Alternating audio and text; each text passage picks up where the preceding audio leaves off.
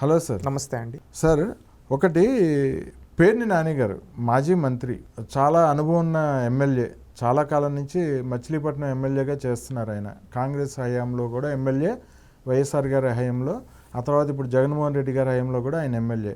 కానీ చిల్లర పనులు, చిల్లర వేషాలు ఆయన వేసేవి ఎలా ఉన్నాయంటే, నిన్న మచిలీపట్నంలో ఒక ఏదో అమ్మవారి జాతర ఏదో జరుగుతుంటే ఆ జాతరలో ఏదో గొడవ అయిందని చెప్పి వైసీపీ పేర్ని నాని అనుచరుల్ని ఎస్ఐ దబాయించడం, వాళ్ళని గద్దించడం, ఇలా చేయడం కరెక్ట్ కాదని చెప్పి తిట్టడం జరిగింది. దానికి ప్రతికూలంగా పేర్ని నాని, ఆయన కొడుకు పేర్ని కిట్టు ఇద్దరు కలిసి వెళ్ళి స్టేషన్లో గలాబా చేసి ఎస్ఐని చొక్కా పట్టుకొని బూతులు తిట్టిన పరిస్థితుల్లో ఆయన మీద కేసు బుక్ చేయాల్సిన పరిస్థితి వచ్చింది. ఇప్పుడు ఎలక్షన్ కోడ్ అమల్లో ఉండటం వలన కేసు కూడా బుక్ చేశారు పోలీసు వారు ఆయన మీద. సో దీని మీద మీ విశ్లేషణ ఏంటి? చెప్పేవి శ్రీరంగ నీతులు, చేసేది గుడిసేటు పనులు అనే సామెత, చిల్లర పనులు అనే ఈ సామెత ఏంటంటే పేర్ని నాని గారు కరెక్ట్గా వర్తిస్తుంది. సరిగ్గా 60 ఏళ్ళ వయసు అయింది. 60 ఏళ్ళ వయసు ఏంటండి. ఇతను మాట్లాడేది మాటలు ఎలా ఉంటాయి తెలుసా? నేను జగన్మోహన్ రెడ్డి గారి పాలేరుని, ఏమవుతుంది పవన్ కళ్యాణ్ గారిని కులాన్ని దూషించి ఈయన అదే సామాజిక వర్గానికి ఈయన అదే సామాజిక వర్గం, కానీ ఒక కులాన్ని వాడి రాజకీయం చేయడం, ఇలాంటి నీతి జాతి లేని వ్యక్తి పేర్ని నాని గారు. మచిలీపట్నానికి నువ్వేం చేసావయ్యా అంటే చెప్పుకోలేడు. దొంగ పట్టాలు ఇచ్చాడంట ఈ మధ్య, నేను విన్నాను. ఈ విధంగా దొంగ పట్టాలు ఇచ్చే వ్యక్తి ఈ పేర్ని నాని. ఇంకొకటి ఏంటంటే, ఎప్పుడున్నా కానీ ప్రెస్ ముందుకు వస్తాడు, పిచ్చి పిచ్చిగా కులాన్ని దూషించి నోటికి ఏదొస్తే మాట్లాడతాడు. ఇతను ఏదో పెద్ద నీతి మంతుల్లాగా మాట్లాడతాడు.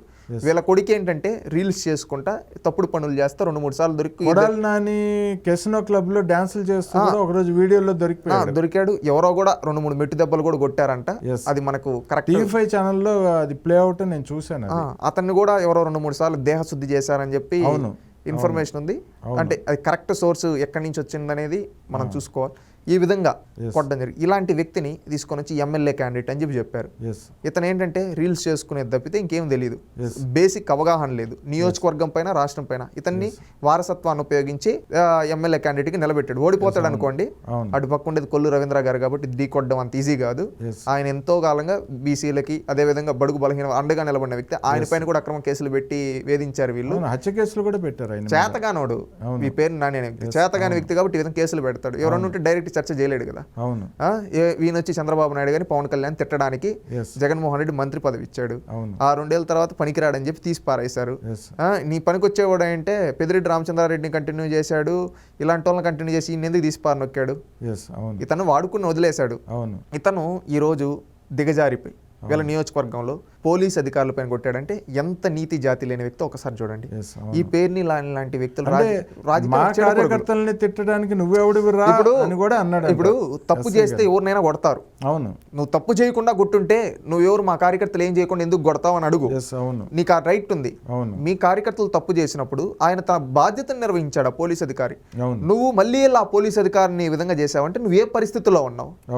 రౌడీయిజం, గుండాయిజం, ఇది తప్ప నువ్వేం చేస్తూ ఉన్నావు? నువ్వు వీలైతే మీ కార్యకర్తలకు చెప్పుండాలి, నాన్న ఆ విధంగా చేసి ఉండకూడదు, పోలీస్ ఆయన చెప్పాడు, మనం కూడా ఒకసారి చెప్పేసి మారదాం. అదే తెలుసో తెలియకో చేశారు ఏమనుకో. లేదా ఒకవేళ పోలీస్ తిట్టునుంటే వెళ్ళి ఒక అర్థవంతమైన చర్చ, అంటే మాటలు గౌరవంగా, మా వాళ్ళు తప్పు చేశారండి, కేసులు ఏముంది, క్షమించండి అని చెప్పి నువ్వే చెప్పుకుంటే ఎంత గౌరవంగా ఉంటుంది. నీకు చేతగాక నువ్వు ఈరోజు ఈ విధంగా చేసావు. ఇంకోటి అండి, నా చిన్న అనుమానం, పేర్ని నాని గారు మినిస్టర్గా చేశారు కదా, ఏ శాఖకి పనిచేశారండి ఆయన? సమాచార శాఖ అనుకుంటానండి. సమాచార శాఖ, రవాణా శాఖ. ఒకసారి కొడదాం అంటే మంత్రి ఏ పని చేస్తాడో కూడా తెలియదండి. ఆయన ఏంటంటే పేర్ని నాని ఒకప్పుడు జస్ట్ ఆయన ఏం చేశాడంటే చెప్పుకోలేడు. ఆయన గత చరిత్ర ఏంటంటే, నువ్వేం చేసావయ్యా అంటే కనీసం చెప్పుకోలేడు. మంత్రిగా చంద్రబాబు నాయుడు గారిని, పవన్ కళ్యాణ్ గారిని తిట్టడం తప్ప ఇంకేం లేసింది. చెప్తాను చూడండి. 8 జూన్ 2019 నుంచి 7 ఏప్రిల్ 2022 వరకు మంత్రిగా ఉన్నాడు. పోర్ట్ఫోలియోస్ చెప్తాం. Ministry of transport, information and public relations, government of Andhra Pradesh. రవాణా శాఖ మంత్రి, అదేవిధంగా సమాచార శాఖ మంత్రి. నువ్వేం సమాచారం ఇచ్చావు బహుశా రాష్ట్రంలో ఎవరికి తెలియదయ్యా. నువ్వేం సమాచారం ఇచ్చావు బహుశా రాష్ట్రంలో ఎవరికి తెలియదు. నువ్వు రవాణా శాఖ మంత్రిగా ఏం చేసావు? అసలు రవాణా శాఖలో ఈయన ఉన్నట్టు కూడా తెలియదు నాకు ఇప్పుడు. ఎవరికి తెలియదు. ఇప్పుడు మనం సెర్చ్ చేస్తుంటే తెలుస్తూ ఉంది. అవును. ఈయన ఆ శాఖ గురించి ఏ రోజున రివ్యూ పెట్టాడా? ఏ రోజున ఆ శాఖలో రవాణా శాఖ గురించి, ట్రాన్స్పోర్ట్ సిస్టమ్ గురించి, అందులో ఉన్న సమస్యలు పరిష్కరించడం కరోనా అప్పుడు కూడా ఈయనే కదా ఉనింది. Yes, ఆయనే. నువ్వేమన్నా పెట్టి ఈ అప్పుడు ట్రాన్స్పోర్ట్ ఏమన్నా ఈ విధంగా కావాలని ఏమన్నా డెసిషన్స్ ఇచ్చావా? Yes, లేదు. చేతగానివాడు, చేతగాని పాలకులండి. Yes, మంత్రిగా ఫెయిల్యూర్, ఎమ్మెల్యేగా ఫెయిల్యూర్, టోటల్ ముఖ్యమంత్రి ఫెయిల్యూర్, yes, అన్ని ఫెయిల్ అయిపోయి మళ్ళీ నేను పనికిరాననేసాడు, అందుకని నా కొడుకుని నిలబెడుతున్నా, నా కొడుకు మంచోడు అవుతాడంటే నువ్వే పనికి మాలైనప్పుడు నీ కొడుకు రీల్స్ చేసుకునేవాడు ఇంకేం మనకు వస్తాడు? ఎమ్మెల్యే కాకముందే వచ్చి పోలీస్ స్టేషన్లో పోలీస్ అధికారిని బెదిరిస్తా ఉన్నాడు, కొడతా ఉన్నారంటే ఏ స్థాయిలో ఉన్నాడు ఇలాంటి వ్యక్తి? పాలకుడు yes, పోలీసులను కొట్టే వ్యక్తి, పోలీసులను తిట్టే వ్యక్తి, ఇన్స్టాలో రీల్స్ చేసుకునే వ్యక్తి, రికార్డ్ డాన్స్లు వేసుకునే వ్యక్తిని తీసుకొని ఎమ్మెల్యే క్యాండిడేట్గా నిలబడుతున్నావు. సిగ్గుండాలి. నువ్వు మంత్రిగా చేసుండే చెప్పి నేను మంత్రిగా ఇది చేశాను, నా ప్రజాసేవ అయిపోయింది, నా కొడుకుని నిలబెడతాను, నా కొడుకు ప్రజాసేవ చేస్తాను. నువ్వే చేసింది ఏమీ లేదు.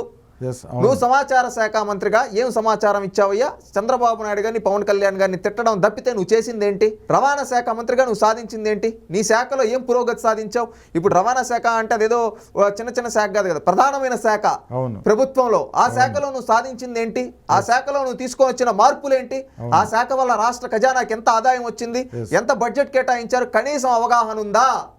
2 ఏళ్ళు మంత్రిగా చేసావు, 2.5 ఏళ్ళు ఏం చేసావయ్యా అంటే చంద్రబాబు నాయుడు, పవన్ కళ్యాణ్ తిట్టడం. ఇలాంటి నీతి జాతి లేని వ్యక్తుల్ని శాసనసభ్యులుగా గెలిపిస్తే వీళ్ళు మంత్రులయ్యి ఈరోజు ప్రజల్ని మోసం చేస్తున్నారు. ఈరోజు వాళ్ళ కొడుకు ఎమ్మెల్యే కాకుండా పోలీస్ అధికారులను కొట్టండి, రేపు ఎమ్మెల్యే అయిన తర్వాత ప్రజలను కొట్టడానికి, ప్రజలను తొక్కించుకోకపోవడానికి గ్యారంటీ ఏంటి? అందుకని ఇలాంటి వ్యక్తుల్ని ప్రజాక్షేత్రంలో ప్రజలు బుద్ధి చెప్పబోతున్నారు. ఓడిస్తారు, ఖచ్చితంగా ఓడిస్తారు.